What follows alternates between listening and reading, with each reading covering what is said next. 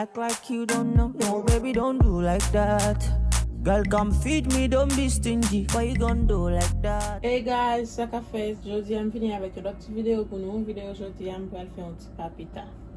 Avant de commencer la vidéo, je vais dire pas oublier abonner à la chaîne là, like, quitter un commentaire pour moi. Et merci un peu avec tout le monde qui est abonné à la chaîne là. Quand il y a là, je vais laver bon pour caler.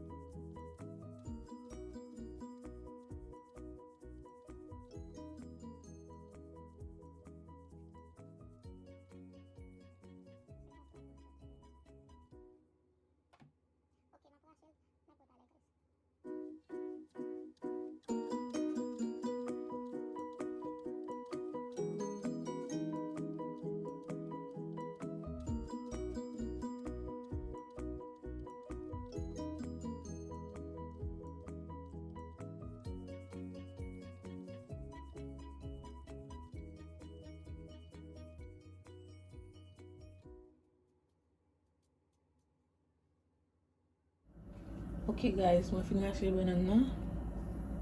C'est comme ça elle est sortie. Quand je vais mettre dans de l'eau sel là pour le fondre de 3 minutes. Parce que même les papitas a un bon sel.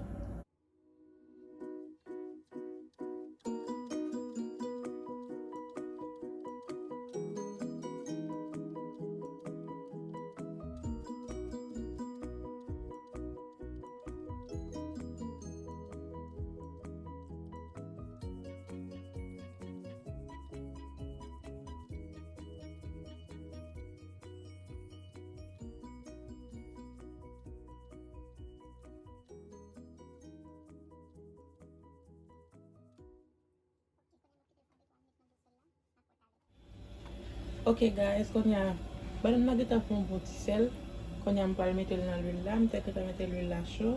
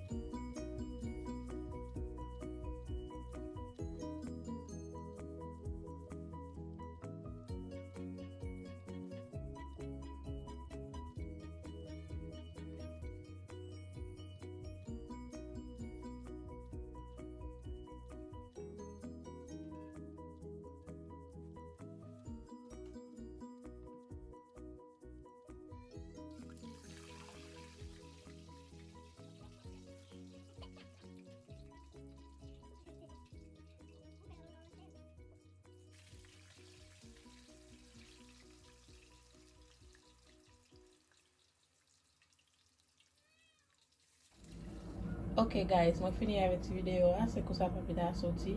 Lèl fini kon sa ou ka toujou video ti kal sel sou li.